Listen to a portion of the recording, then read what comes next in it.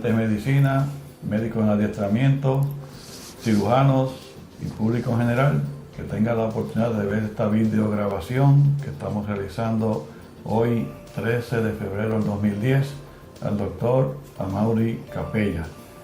El doctor Capella es un cirujano muy prominente de la comunidad puertorriqueña que ha practicado por muchísimos años, en los años 2009 y ahora los principios del siglo XXI. Y para mí es un placer y haberlo invitado para que esté con nosotros más o menos un periodo de 1 hora y entrevistarlo sobre sus aspectos personales, después su ejecutoria profesional, las cosas buenas que le han ocurrido en la vida, los incidentes desagradables si ha tenido algunos, y después al final los hobbies y cómo él ve la situación en Puerto Rico, en la medicina, otros aspectos que quiera contarnos. Así que, Amaury, gracias por aceptar la invitación de estar aquí en el día de hoy. Y como te expliqué, esto dura más o menos 1 hora y vamos a comenzar con tu aspecto personal, dónde naciste, quiénes son tus padres, dónde estudiaste escuela superior, universidad, residencia en cirugía, con quién te casaste, tus hijos, y después seguimos con la profesión. Pues muchas gracias por la invitación, es un placer estar aquí. Y bueno, el comienzo, yo nací en Aguadilla y estuve allí durante mi niñez y hasta la escuela superior. De ahí pasé al viejo Poli en San Germán, el Instituto Politécnico, sí, que ahora ha cambiado de nombre y ha cambiado su fisionomía completamente. Y allí estuve hasta que terminé mi bachillerato. Esos años fueron de los años más felices de mi vida porque más de la mitad de los estudiantes vivíamos en el campus y más que compañeros estudiantes éramos como una hermandad. Y era delicioso aquello, teníamos playas cerca que íbamos en los fines de semana. En fin, que son esos años de la adolescencia que yo le digo a mis hijos, o les decía porque ya la pasaron, aprovechen los que son los mejores de la vida. Me gradué en el Poli, en el viejo Poli, en el 1951 y entonces fui a estudiar medicina a Temple, en Filadelfia. En Temple conocí una ciudad muy buena, muy amigable, me acogieron muy bien. Siempre uno tiene miedo que con el inglés de aquel tiempo pues hubiera sido difícil y que se hubiera mofado, nada de eso. Todos mis compañeros, todos mis profesores me enseñaron cómo se debe tratar la gente y la pasé muy bien al principio, como todos los que empiezan a estudiar medicina, ¿no? Tuve que desarrollar nuevos hábitos de estudio y me gradué allí en el 1955. Fueron 4 años buenos donde conocí bien la ciudad y la pasé de maravilla.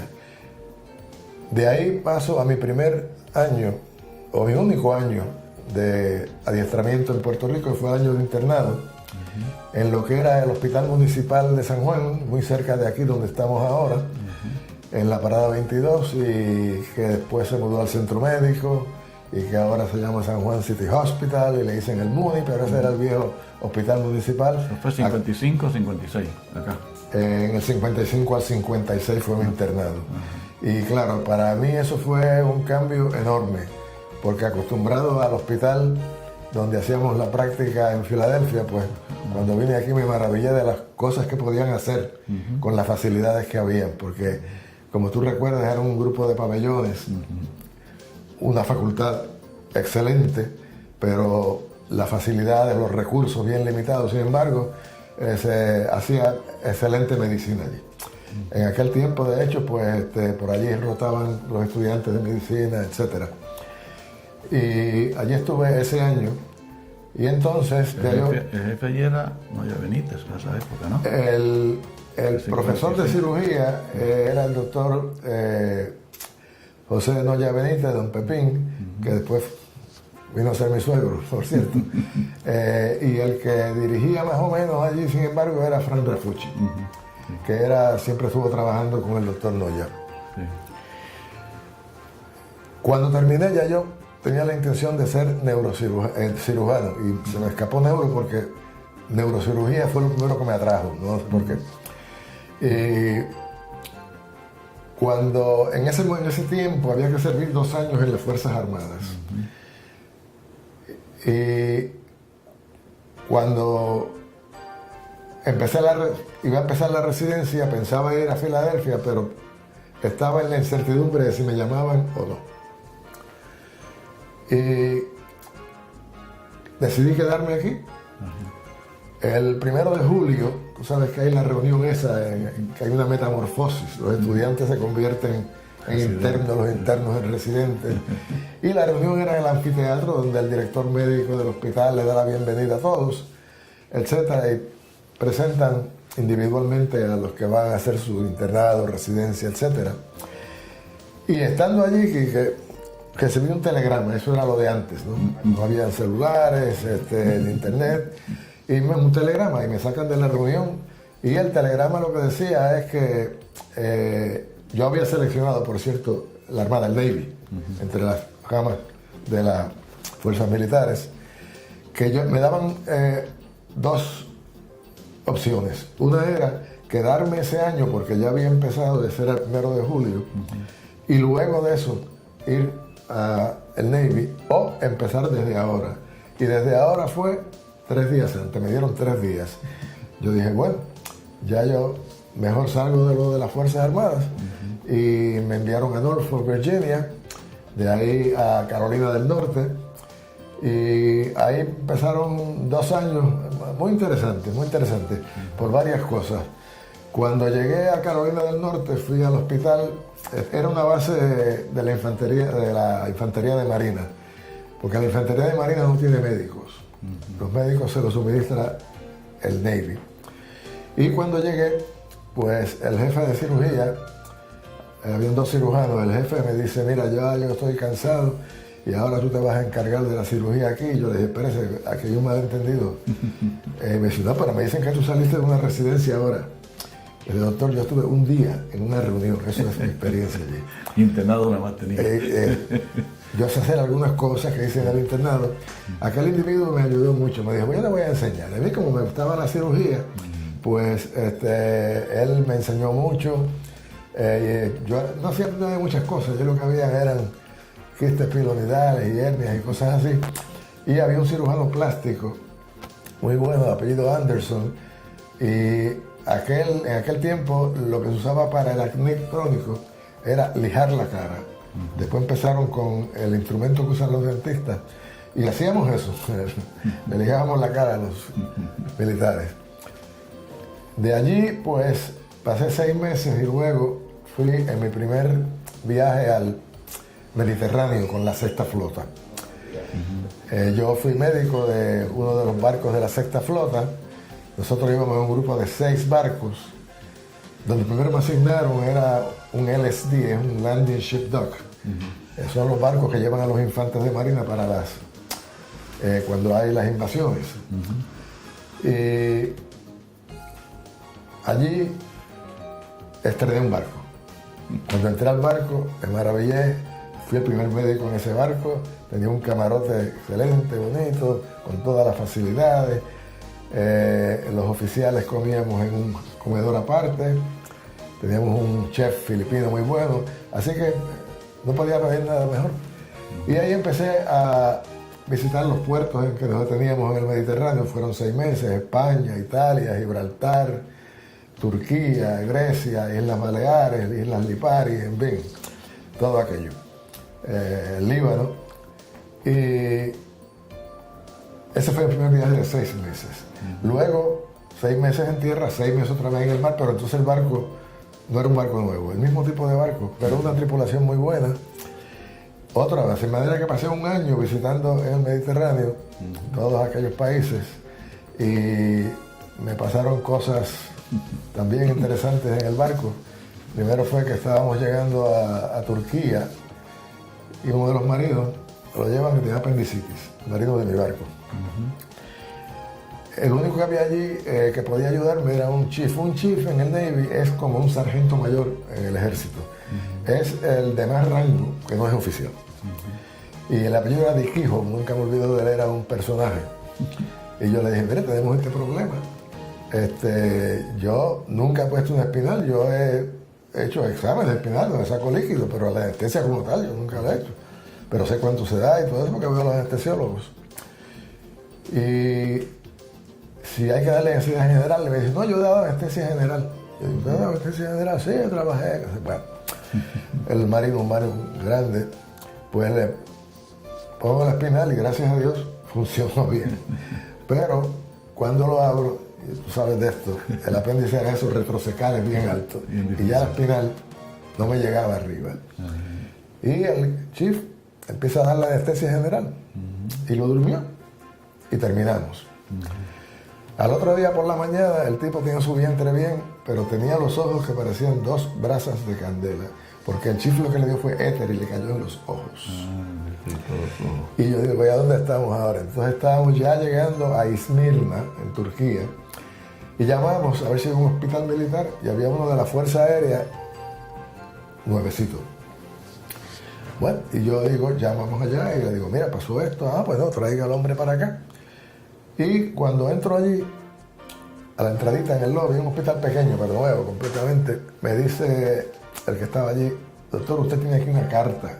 Yo digo, no, no me confunde, yo no puedo tener una carta aquí porque yo nunca he estado aquí. Dice, mire, la carta. Cosas increíbles.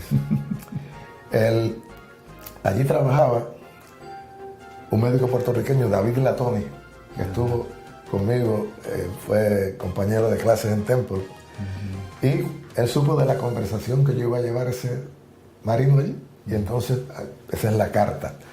Después que hablé con él, no solamente eso, sino que ese día él volaba fuera de Esmirna y él vio el grupo de barcos nuevos cuando pasaba por debajo de ellos. Pues el hombre se curó y no tuvo más problemas. Así fueron esos 2 años y le tomé un amor enorme a viajar. Desde entonces, pues, yo he estado viajando. O sea, me fascinó ver los diferentes países, las diferentes gentes. A mí me encantan los idiomas y aprendí italiano, conversacional, no gramatical. Yo quería preguntarte, Capella, ¿es italiano? Capella, hay un pueblo grande, cerca de como a 300 kilómetros de Barcelona, que se llama Capella y que yo nunca pude ir porque la carretera estaba malísima y había llovido mientras yo estaba en Barcelona con el barco. Y eso es en Cataluña, allí hay una mezcla de españoles, franceses e italianos. Y aparentemente esos fueron italianos que estaban en Cataluña y de ahí es que surgen los Capellas que vienen para acá. Porque después yo me comuniqué con ellos y efectivamente pues me hicieron una historia de dónde habían ido los Capellas, etcétera, etcétera, etcétera. Y en el Navy eras Capella. Ah, no, era Capella. Sí. Y tú me preguntaste también por el cambio, porque yo nunca uso el segundo apellido, y es que en Estados Unidos, pues tú sabes, los americanos es el primer apellido, sí. El apellido. Y cuando yo me ponía Amaury Capella Ruiz, pues me ponían Amaury C. Ruiz, y eso me confundía todo. De manera que dije, pues, espero que mi madre me perdone, pero va a ser Amaury Capella en adelante. Y como tú dices, ya era Capella. Sí. En Italia también Capella, porque tuve bastante tiempo en Italia. Pues después de eso... ese barco tuvieron que rescatar, había una lucha entre los franceses. El primer viaje, sí, el primer viaje estaban los franceses y los ingleses en una pugna en el estrecho de Gaza, o en la península de Gaza. Y el único llamado que tuvimos fue a sacar a los norteamericanos que estaban en Jordania, eran pocos.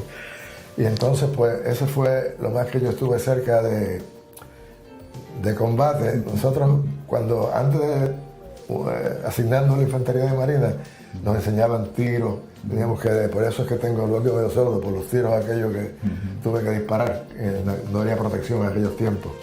Y nos enseñaron un montón de cosas de combate. Y cuando fuimos allí, pues, a Jordania, me dieron un arma. El arma, yo dije, todo como está muy liviano, era una pistola 45, sin balas. Y yo dije, ¿pero para qué me das esto? Y me dice, pues esto es como un símbolo de autoridad. Esa fue lo más que me acercara. Eso sí, del barco se veían los cañonazos en Gaza, porque estábamos bien cerca. De ahí en adelante, pues, gracias a Dios no vi ningún movimiento bélico. Y en el tiempo que estuve en tierra, en Carolina del Norte, que es un estado muy bonito, pero que no hay muchas cosas que hacer. Ya el jefe me dejó hacer guardias de cirugía. Y pasaron dos cosas. El primero es que llega un niñito, nieto de alguien que estaba allí, de las Fuerzas Armadas, que se cae, se rompe una botella de Coca-Cola y se le encaja.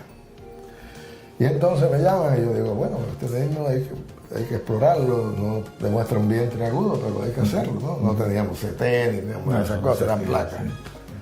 No había aire libre, no.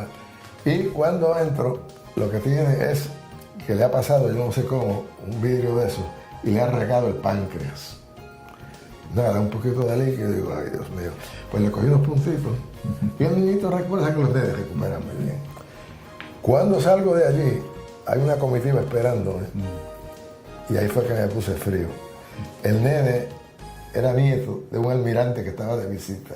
Y yo, ay Dios mío, no pasó nada. Se puso bien también. Otra guardia hubo en que había uno con apendicitis, un teniente jovencito. Yo ya estaba a punto de empezar la guardia, empezaba a las 4, y viene con una apendicitis.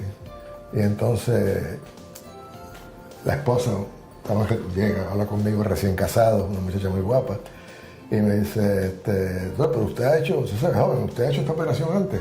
Sí, la había hecho creo que una vez, algo. Yo digo, sí, no. También, ¿sabes? Joven salió. Pero esas son las cosas que uno nunca se olvida, ¿no? Sí. De los momentos esos difíciles que eventualmente pues uno le causa risa. Pero la pasé muy bien. Otra vez, en el primer barco que estuve, que estaba este chief, en el sick bay, que es como la clínica en el barco, sí. Pues había una escotilla abierta para coger aire. Estábamos anclados, no habíamos salido aún a alta mar. Y había un solo paciente allí. Y yo le dije, ¿ese qué le pasa? Tiene una herida infestada en una pierna. Bueno, y yo le dije, pero déjame ver, no, que le cambió el vendaje hoy. Al otro día la misma cosa. Yo le digo, chief, pero yo no puedo ver eso. Ay, doctor, yo le voy a decir la verdad, no tiene nada. Y lo que pasa es que él es un gran pescador y él tira la basura por aquí y saca peces con eso. Pues cosas así pasaban en el barco. No estaba herido, nada. No tenía nada. Otra vez es que teníamos un barbero y cuando me fue a recortarlo tuvieron que sacar del brick en la cárcel de allí. Era una peleita que había tenido y a mi barbero. Pero nos pasaron muchas cosas buenas y cosas también que no eran muy buenas. Perdimos que era un chief también de otro barco, porque si tú has visto los barcos de la infantería, los desembarcos de infantería de marina, bajan por unas sogas que están al lado del barco, que son como cuadritos de un pie de la... Sí. Y este individuo hacía tiempo, años, era de bastante edad, que no había ido al mar, era su última encomienda allí, su última asignación.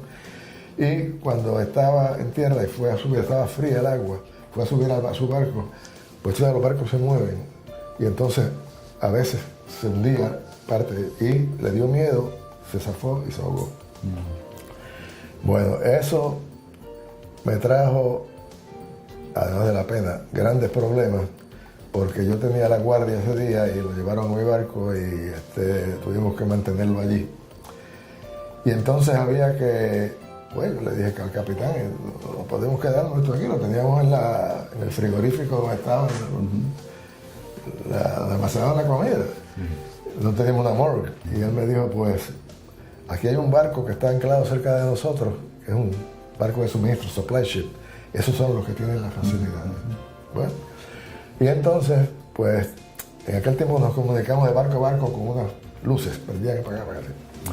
Y llamaba al que manejaba aquello y le dice, pues tenemos este problema a bordo. ¿Y ustedes tienen ataúd? No, pues les vamos a suministrar uno. ¿Qué tamaño es? Y yo le digo, sí, yo no sé nada de ataúd, pregúntale cuáles son los tamaños. Y nos dijeron small, medium y large. Small, medium y large. Y entonces yo le dije, vamos para ir seguro, a decir un medium, ¿ves? Que más o menos es el tamaño.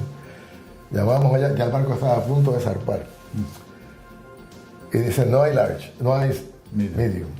Y yo le digo, pregúntale, ¿hay large? Large. Mándale large, que ahí tiene que caber. Bueno, pues entonces cogimos, cuando y vamos a llevarlo entonces en una barcaza al muelle en Barcelona. Y allí estaba anclado el supply ship, lo llevamos allí. Yo andaba con uno de los que le decían hombres ranas, los hombres ranas esos que van en el barco, que son especiales. Ellos, el training de ellos en el barco era deporte, nadar y cosas. Y nos hicimos amigos y con eso fue que llevamos el ataúd de allí. Cuando llegamos, pues el problema era que nos faltaban unos papeles y qué sé yo qué. Y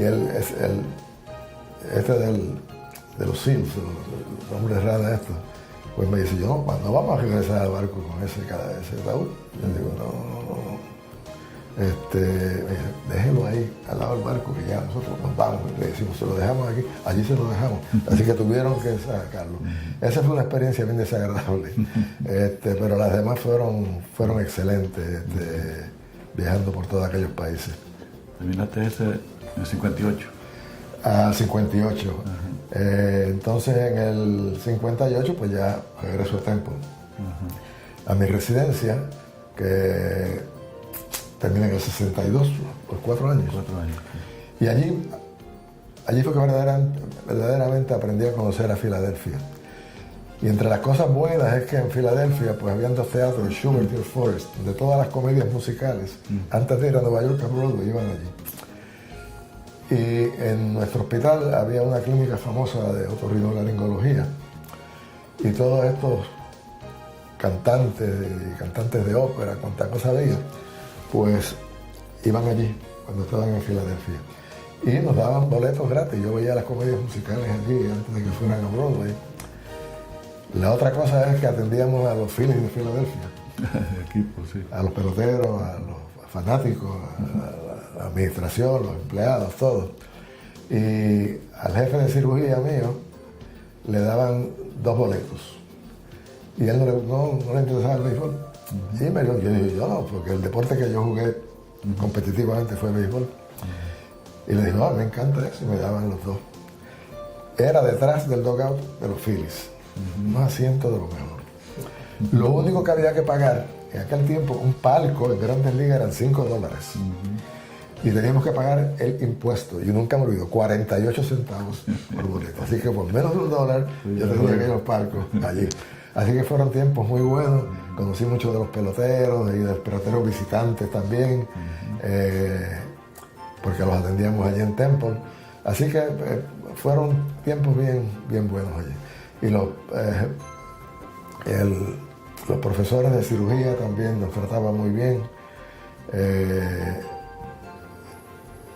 Nos invitaban a sus casas, en fin, la pasé muy bien y sobre todo pues aprendí lo que yo quería aprender, que era cirugía. Y como te mencioné antes, yo pensaba ser neurocirujano, hasta que llegué al hospital y vi 2 o 3 pacientes operados en neurocirugía y dije, esto no es lo mío. No te gustó. No podían hablar, hinchados, y a dar lo mío. Mira, para ese tiempo, ¿había más puertorriqueños estudiando en Temple?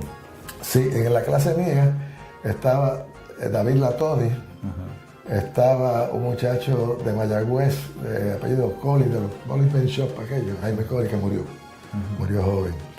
Estaba Luis Pagán, que también se murió en el Presby de una pancreatitis hemorrágica, muchacho joven. No recuerdo cuál era. Bernardino González estaba allí. Bernardino estaba en 3er año cuando yo llegué. Estaba en 4º año. Bueno. Ya era senior.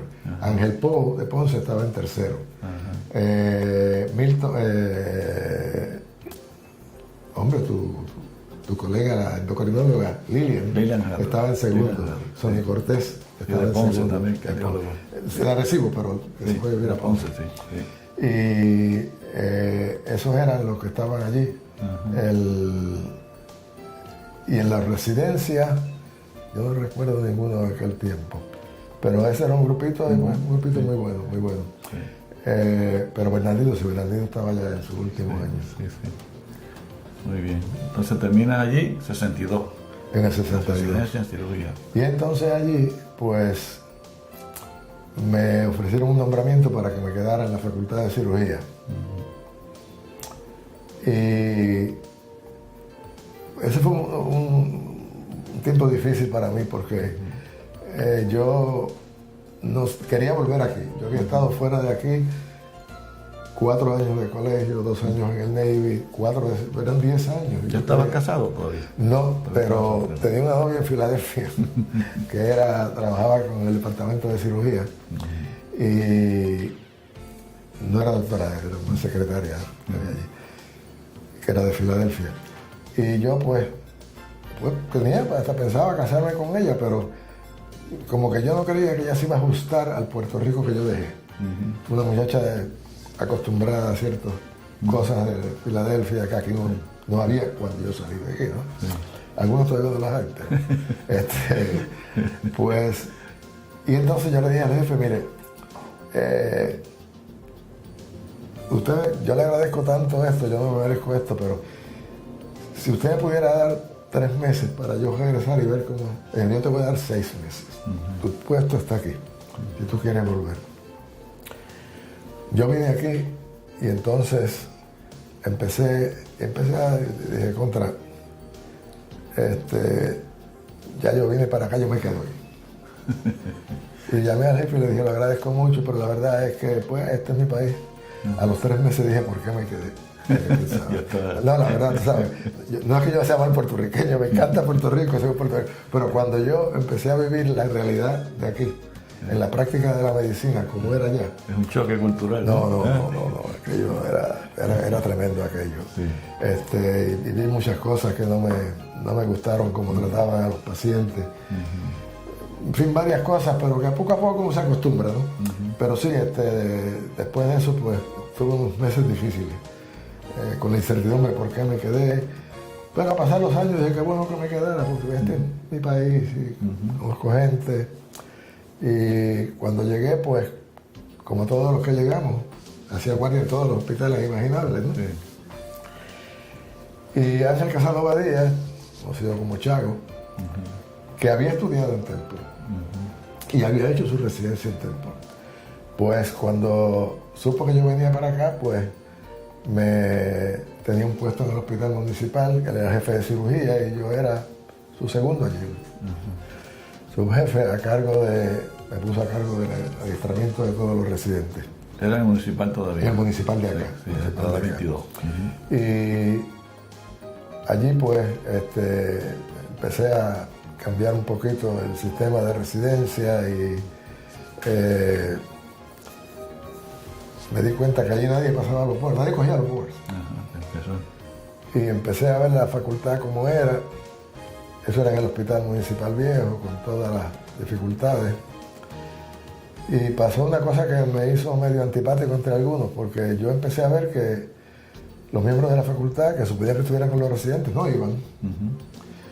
Y entonces, pues yo le dije, tenemos que cambiar esto, porque es que aquí tiene que haber cierta organización, que ellos vean que tienen ayuda, que están aquí pendientes de ellos. Y porque en Temple era diferente. Yo estaba con los jefes cuando operaban sus pacientes privados y después tenía los pacientes míos, en los wards. Pues entonces llamamos a los miembros de la facultad y les dijimos, mira, esto, hay 2 opciones. Usted está aquí full time. Usted quiere venir la mitad del tiempo, usted no está viniendo, pero eso es por hora. O quiere renunciar. Los que estaban en half time igual. Y entonces se fueron muchos. Uno que se quedó fue Iván Márquez, nunca me olvido, que al principio como que a mí no me impresionaba mucho cuando lo conocí, pero la verdad que se convirtió en una gran ayuda para nosotros, cumplía a cabalidad. Entonces vino lo de los boards, ya nos pasamos al centro médico, la mudanza de pacientes un sábado. El día que nació mi segundo hijo, que no pude ir a inscribirlo. Yo iba con toda aquella caravana de pacientes. Y allí, pues, yo noté que nadie cogía los boards. Y yo dije, pues yo voy a empezar a ver cómo yo hago esto. Iván Márquez no tenía los boards. No, perdón, lo había cogido. Y la parte de las entrevistas personales, tuvo una pelea con Oscar Krish. Se acabó la... Y me dijo, no, yo no voy más. Yo le dije, pero Iván, fíjate, yo fui en los boards me trataron bien, me hacían preguntas a veces difíciles, pero es que uno espera que sea así, ¿no? Y lo entusiasmé. Y volví y pasó los boards. Entonces me tocaron los residentes. Y yo empecé, el de cuarto año no tiene remedio. Empecé con uno de tercer año, Rafael Álvarez, de Caguas.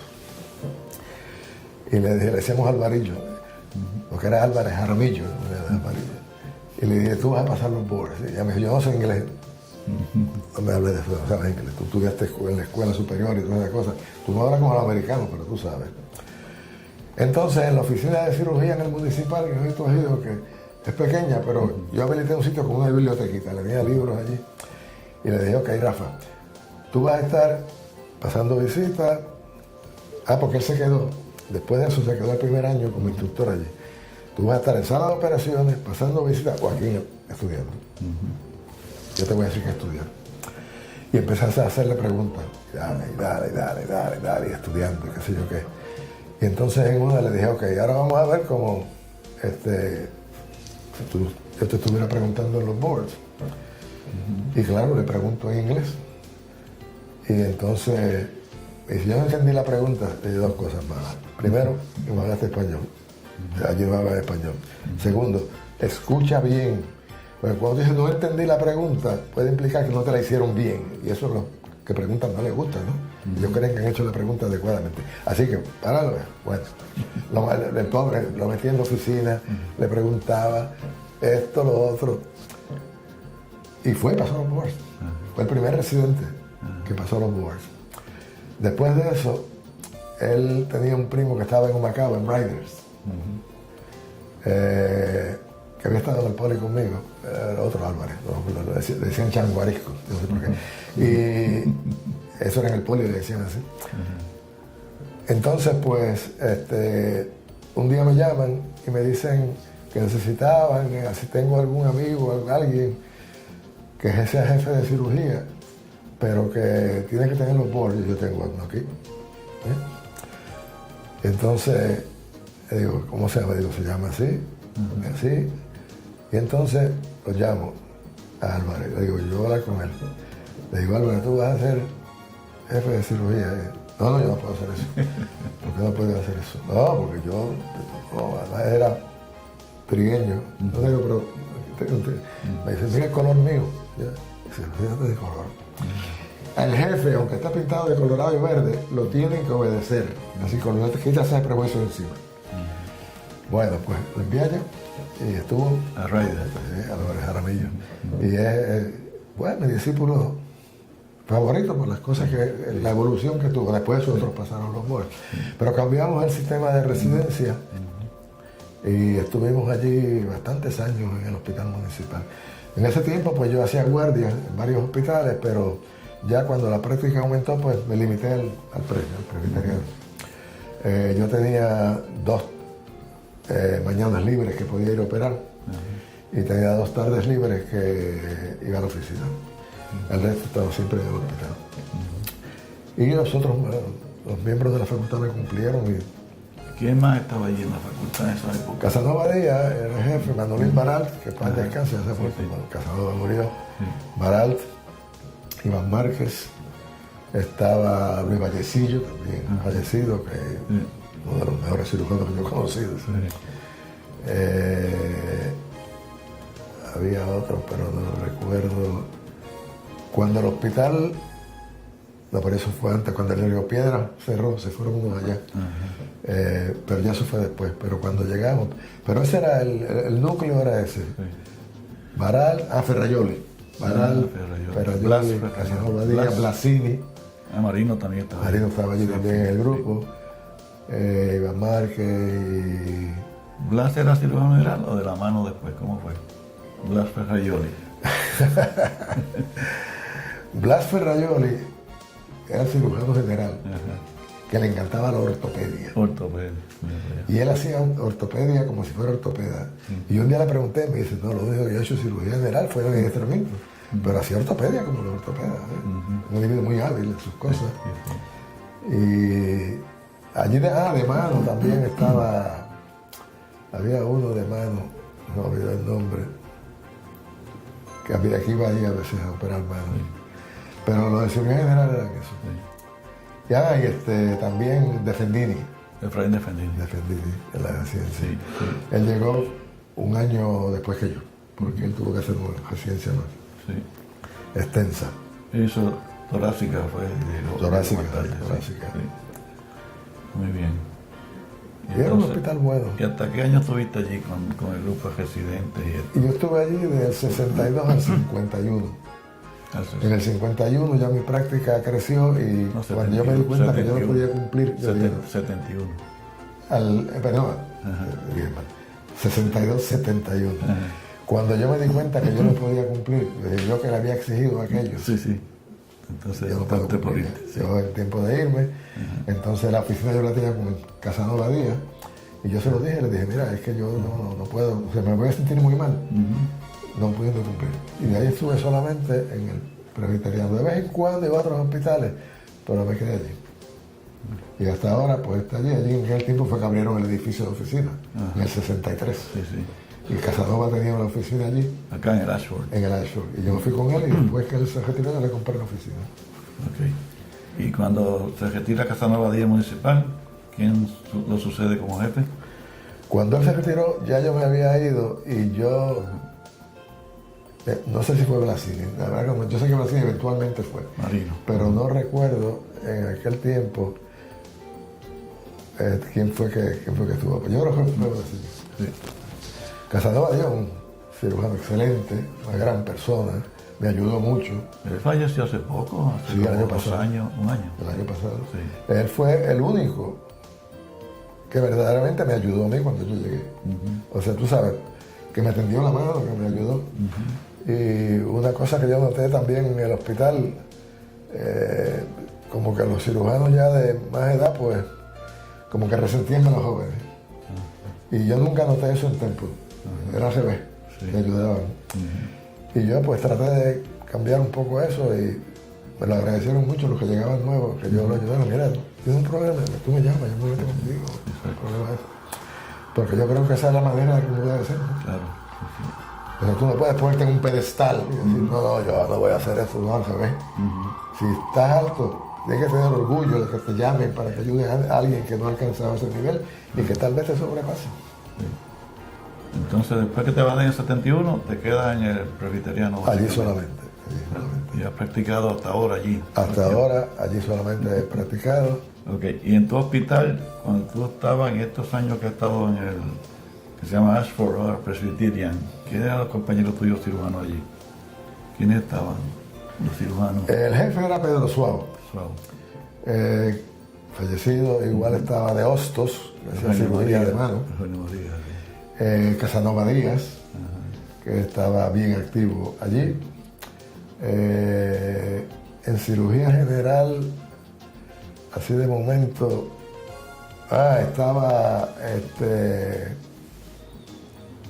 un norteamericano, no recuerdo el nombre, que estuvo en el Río Piedras. Estuvo Saguri también allí. Saguri estaba, no era de los Cecil, pero estaba allí. Saguri, sí. Estaba allí. Y estaba este señor que estuvo en Río Piedras en el municipal y después se fue allá, Bud Mayer. Bud Mayer era cirujano allí también. Y algunos de estos que iban a hacer cirugía de mano de vez en cuando, estaba, de la cirugía Rafael Longo, en ese tiempo allí. Sí, pero ese era el núcleo. Entonces empezaron a llegar más cirujanos y a los demás edad a retirarse. Y nos quedamos allí, un grupo que ahora somos como 5 o 6. Tú ibas allá, claro. Sí. Ahora estás tú, está tu cuñado, Noya Bení, Noya Monagas. Noya Monagas. Escribano, Márquez Zárraga. Márquez. Hay otro muchacho López. López Ruiz. Esos son los 5 que están ahí, sí. Muy bien. Los otros van, casi nadie va a operar allí. Sí. Y entonces, cuando estaba en el municipal, Roberto Jiménez fue director médico. Sí, él fue director médico, Roberto Jiménez, Que dicho sea de paso, ese era otro de los que estaba en el premio cuando yo viví. Roberto Jiménez era el cirujano que hacía la cirugía bien alto, bien alto, ex coronel de las Fuerzas Armadas, un carácter difícil, que no descanse. Pero de hecho lo hicimos muy amigos, pero tenía un carácter difícil. Tiene un hijo que es cirujano ahora también. Fíjate, yo no lo conozco. Sí, tiene un hijo. ¿Está aquí? Creo que está en Puerto Rico, sí. Yo lo he visto, lo he saludado por aquí en algunas actividades de cirugía, sí, pero está en Puerto Rico. Jiménez, él se llama igual que él, Roberto me parece. Obviamente Jiménez, pero no recuerdo si el nombre de Roberto o es otro. Muy bien, entonces, tus muchachos, ¿qué han hecho? ¿Cuántos hijos tuviste? 4. La mayor esa es la intelectual. Esa estuvo en Brown, su colegio, después fue a Harvard para un doctorado. Ahora es profesora en la Universidad de Puerto Rico, está en el Departamento de Humanidades. Segundo es varón, ese está en la industria automovilística. El tercero, que se llama Juanchi, todo el mundo lo conoce como Juanchi, fue actor y fue el protagonista de una película que se llama Mi Día de Suerte, que estrenaron aquí cerca en el metro. Y eventualmente se dio cuenta que tenía que estudiar algo, porque eso de actuación, o tú eres un fenómeno en Hollywood, ¿no? Y aunque todavía actúa en cosas así aisladas, pero ahora es abogado. Y tal y como yo me sospechaba, pero nunca lo había oído de un abogado, cuando le pregunté si los abogados también son actores, me dijo lo mucho que le ha ayudado eso. Y siempre me dice, especialmente cuando es una juez, en vez de un juez, las expresiones de uno. Las mujeres tienen una habilidad, me dice, para captar la expresión, porque es verdad, la expresión de uno, de pena, de frustración, de gozo, ¿no? Y eso es bien importante, bien importante. Así que ahora pues está ejerciendo su profesión como abogado. De vez en cuando le invitan a algo de un drama y va, pero todavía en su corazón lleva el drama. Y esto es curioso porque cuando yo estaba en el Poli yo actuaba en el Club Dramático. Presentábamos obras y yo actuaba, y tanto la hija mayor como él, pero más él, desde luego, se interesaron siempre en actuar. Y yo decía, ellos nunca han visto fotografía, yo nunca le he dicho nada. Y nunca, y una vez le pregunté, ay, ¿tú actuabas? Y yo no sabía, pero es algo que me lleva en la sangre, me parece, ¿eh? Porque a mí me encantaba actuar en obras de teatro. Y el grupo del Poli íbamos a Ponce, íbamos a Mayagüez, veníamos al Teatro Tapia. Y ellos pues heredaron eso. Y la última, que es el espíritu libre clásico, ¿no? Esa fue a Guatemala, esa hace de todo, ella toca guitarra, todo. Fue a Guatemala con el grupo este de Caritas, que ahora aparece mucho con lo de Haití. Que yo al principio creía que era Caritas, pero es Caritas. Y fue en un grupo de voluntarios a enseñarle castellano a la población indígena de Quiché. Y yo fui a visitarla, y en su segundo año, y lo más extraño era oír a mi hija hablando quiché con los indios, porque es un idioma difícil. No es un dialecto, es un idioma. Usa mucho la jota. Y yo pues, me quedé bobo cuando ya tuvo 2 años y la invitaron a estar 2 años más. Pues 2 años más. Ya todo el mundo la conocía allí en el pueblo, en Quiché. Y conocí a un guatemalteco y se casó. Y ahora tengo 2 nietos guaterricans, que son unos niños encantadores. Cuando ellos se pasan las navidades con nosotros, y la diferencia entre nosotros que malcriamos los niños, y aquellos niños tan educados, alegres, contentos y juegan, pero siempre con cierta educación que aquí desgraciadamente a veces no le impartimos, porque somos demasiado buenos. Les damos todo y no exigimos nada. Pues esa es la cuarta. ¿Y cuántos nietos tienen en total? ¿Cuántos nietos? Nietos, 2 de la mayor. Estos 2 son buenos. Los de la mayor son medio sabandijas. Ahora uno tiene una habilidad jugando el béisbol que llegó hasta en San Ignacio. Y ya en el segundo año estaba en el varsity. Él juega segunda base, shortstop, pichea. un flaco, pero con una habilidad tremenda para jugar béisbol. Ahora, un mal perdedor. Eso no sabe perder. Una vez yo tengo un billar en casa, yo lo enseñé a jugar billar, y en una pues cogió un taco y lo tiró contra el piso. Y yo le dije, ¿pero por qué tú haces eso? Dice, papá, porque le digo, mira, tú me has ganado a mí a veces, y que yo lo hago, te felicito. ¿Por qué tú cuando pierdes me felicitas al que te gana? Porque yo no soy como tú. Y ahí terminó la conversación. O sea, ya me di cuenta que él iba a ser siempre igual. Pero son niños, la otra es una niña, son dos parejas. Es que es curioso que yo tengo dos parejas y que ellos tienen cada uno una pareja de niños. Y al principio no me acostumbraba a que me dijeran abuelo, como que tú sabes. Sí. Yo decía, yo no soy tan viejo, ¿no? Pero sí, estaba allá. O sea, y ha sido una vida, entonces otra parte de mi vida que no he preguntado, pero que la gente conoce mucho. Boxeo. Mi experiencia en el boxeo. Sí, sí. Porque eso es una experiencia única. Tú no puedes comprar eso. Viene. Y cómo comienza todo eso es que en aquel tiempo Julio Enrique Monagas, no tiene relación con mi esposa, era el director de Parques y Recreos, que ahora equivale al secretario de Recreación y Deporte. Y yo jugaba béisbol, como te dije, y siempre pues algunos de los que jugaron conmigo eran peloteros profesionales ya, y yo iba mucho al Irán Bison, que lo inauguraron el año que yo vine, el 55 por ahí. Y yo iba mucho allí, y allí había boxeo, no, perdón, estoy hablando del, ya yo había ganado la residencia en el 62. Y yo iba mucho allí, y como pelotero. Y entonces me dijeron que allá hacían boxeo y que estaban muy disgustados con el médico porque no tenían una buena química con los boxeadores, los maltrataban. Y que si yo quería, yo lo único que había hecho fue una noche cuando estaba en Camp Lejeune, en Carolina del Norte, que había un programa de boxeo entre las diferentes ramas de las Fuerzas Armadas. Ya estaban en finales, que de hecho Chagüí Torres también murió, fue uno de los que allá anoche. Y el médico que iba allí no estaba, que si yo quería ir, y yo dije, pues, yo nunca he hecho esto, pero yo he visto boxeo. Y cuando me preguntaron aquí, yo dije, tú esa noche. Bueno, la cosa es que yo llegué, y entonces enseguida, pues, el otro se fue. Y yo me quedé con ellos. Entonces aprendí muchas cosas de los boxeadores. Primero, la humildad de estos individuos.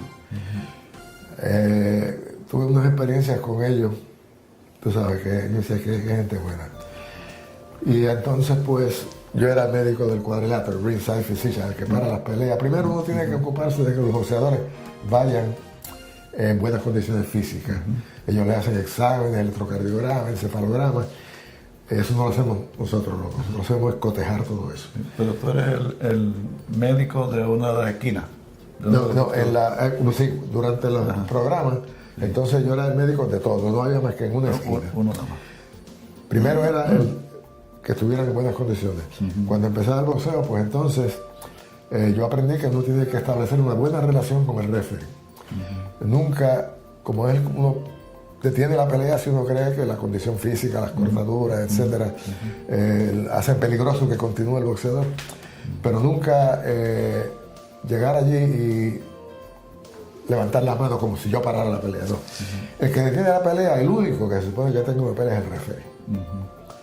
Uno lo que hace es aconsejar. Recomienda. Pero un jefe sería tonto, yo me di cuenta en no estar de acuerdo con el médico y nunca estuvieron en desacuerdo, ¿no? Sí, yo le decía, pues, los jefes eran Falú y habían varios jefes allí, venían jefes americanos, nos llevábamos muy bien. Allí yo conocí a Arthur Mercante, que el hijo ahora está en las peleas esas en televisión mucho de pay-per-view. Arthur Mercante, un hombre en aquel tiempo de 70 años, pero muy fuerte físicamente. Y nos hicimos muy buenos amigos, muy buenos amigos. Y siempre cuando venía, antes de empezar la pelea, el médico del cuadrilátero está allí al lado, en el ringside. Y yo llamaba al que iba a ser el jefe, o a veces él venía donde mí, y nos poníamos de acuerdo, porque eso es importante. Cuando él me llame, y yo le decía, yo te puedo decir que la detenga, que sigan, o llámame si sigue sangrando para evaluar la situación. Y acuérdate que yo estoy en el sitio donde está la campana. El jefe siempre sabe dónde está la campana. Yo voy a estar aquí al lado. Y el jefe venía y nunca hubo problema. En casa me decían, mi esposa, un día te van a dar por parar esas payas tipos tan grandes. Nada de eso. Nada de eso. Muy respetuoso. Y cuando había uno que era electricista, cuando había un problema en casa, pues cuando me llama, iba a casa. Muy bien. La función es detener la pelea para que el boxeador no resulte muy lastimado, ¿no? Esa es la idea. Y eso hay muchas cosas que hay que tomar en consideración. Por ejemplo, esto es una pelea de campeonato donde el que derrote a ese campeón, porque por una cortadura le significa que no se van a ganar cientos de miles, que en aquel tiempo, no millones. Hay que ver la experiencia del boxeador, otro boxeador novato lo cortan y se pasa haciéndose así, y lo que hace es que se riega la sangre por los ojos, si la cortadura es sobre el ojo que le caiga, o bajo el ojo. Cuántos asaltos faltan, si falta uno o está empezando la pelea, si la esquina quiere que siga peleando, quiere protegerlo y decirle que no. Todas estas factores que uno aprende poco a poco, o sea, no hay un libro que diga eso. Hay escritos que yo he colaborado donde yo explico mis experiencias y lo que yo creo que se debe hacer. Pero siempre me respetaron, y entonces los que eran campeones me llevaban a viajar con ellos. El más que me llevó fue Alfredo Escalera.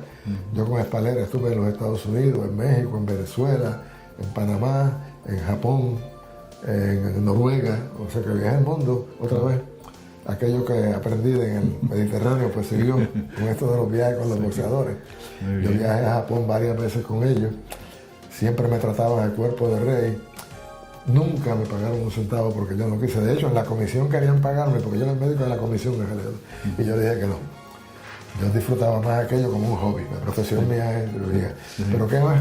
Tú vas a pedir que tú vayas a todos esos países y te tengan todas las facilidades, un teléfono abierto para llamar a Puerto Rico donde tú quieras llamar. Son cosas que valen más que el dinero.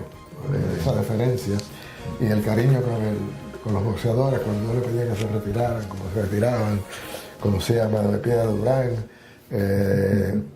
conocí a Ali muy bien. De hecho, tengo una foto en mi oficina donde Ali me está examinando a mí. Era un pesaje. Y fue aquí en el Irán Bithorn. Y estaba el cuadrilátero. No, el Irán Bithorn, no, pero en el Coliseo. Estaba el cuadrilátero y al frente estaba la pesita donde estamos examinándolo. Y ya yo lo conocía a él, porque yo había estado en Venezuela en una aquel que estaba con Norton, porque Bill Daly tenía que ver con Norton. O sea, sabía quién era. Y entonces él estaba ya con su truza, y entonces viene el examen, está toda la televisión norteamericana allí. Y entonces, pues, yo lo voy a examinar y él me dice, ¿me deja que te examine? Y yo digo, ¿cuál es el estetoscopio? Y cuando él le pone el estetoscopio aquí, está toda esa prensa y esa televisión encima. Y que me enviaron las fotografías, amigos míos de Estados Unidos que veían las revistas de boxeo, me lo enviaban. Y entonces hizo dos cosas, la segunda me parece. Después que me dijo, ¿cómo estoy? Bien. Entonces me dice, a ver cómo está la cabeza. Y él era así. Estar con Ali era bien agradable. Según era de vociferante fuera, él era de agradable fuera del ring. Un individuo que nunca hablaba del mismo. Muy simpático. Una vez él estaba en el Hotel San Juan, que vino aquí, que me sabía esa misma cartelera, y había que examinarlo porque él tenía un seguro, en aquel tiempo $1 millón, un montón. $1 millón por si le ocurría algo, ¿no? Y exigían que un médico lo examinara. Y yo pues le digo, yo voy, pero mira, ahora no voy a poder ir porque estoy en una operación. Le dije que en cuanto acabe, no, que me espera, que me espera. Llegué al Hotel San Juan, fui allí, él estaba tirado en la cama con su bata, había un americano que estaba entrevistándolo. Y cuando yo llego, ese aquí, entonces el americano le dice, pero deje que yo acabe. Y yo digo, no, ¿cómo va a acabar? Entonces tiene muchas cosas que hacer, lo único que tú sabes es escribir. Bueno, el tipo que él me miró así. Entonces me dice, ¿estamos operando? Le digo, sí, estamos operando. ¿Qué estaba operando? Eso era típico de él, quería saber todo sobre él. Pues estaba operando un cáncer. ¿Un cáncer? ¿Cómo son los cánceres? Le digo, bueno, ¿cómo son? Son duros, blanditos, hay duros, hay blanditos, era duro, porque era de estómago. Y qué color son. Todas esas cosas, digo, el color varía, a veces son grisáceos, bueno, pero todas esas cosas era típico de él. Él quería saber sobre ti, no hablaba de él. La otra cosa bonita de los años que lo conocí. Cuando él vino de aquí, tenían unas fotos de promoción grandes así de él. Y yo fui al camerino, ya estábamos en el camerino antes de las peleas, y le llevo 2 fotos para que él se las autografíe a mis hijos. Y le digo, mira, yo le voy a escribir aquí algo. Y entonces tú lo firmas. No, eso sí no sirve. Yo le voy a escribir, vamos a escribir por mí. Bueno, entonces le dije, bueno, pero los nombres de ellos, uno le dice Juanchi, otro es el nombre mío. Eso, escríbamelo ahí. Y él lo escribió todo. O sea, él era así. Tu Juanchi, qué sé yo qué. Sí. Todavía los hijos míos me entienden que ya son adultos. Esas fotos históricas, una para cada uno. A ver, él era el tipo bien agradable que era él. Todas estas cosas que él vociferaba, él lo aprendió una vez que vio unos luchadores de lucha libre, que eso es típico de ellos. Sí. Y dijo, eso para qué hacen eso, para atraer gente. Para miedo. Pero él como persona, buenísimo. Yo estuve con él en muchos sitios, estuve en México, estuve en Washington, estuve aquí en Puerto Rico, desde luego, en Caracas. Y pues esas amistades, relaciones que yo nunca hubiera hecho, si no hubiera estado en el boxeo, como te digo. Son experiencias de la vida que yo atesoro. Y qué suerte he tenido que pude hacer tantas cosas que mucha gente no puede hacer, ¿no? Pero Mauri, pues gracias por estar aquí. Veo que te sientes realizado y satisfecho con lo que has hecho, tanto en cirugía como en ese hobby, que te ha expuesto a otras cosas interesantes que no todo el mundo tiene la oportunidad de estar. Pues gracias por estar aquí. No, bien, gracias por la invitación, un verdadero privilegio. Y que siga bien. Igual para ti.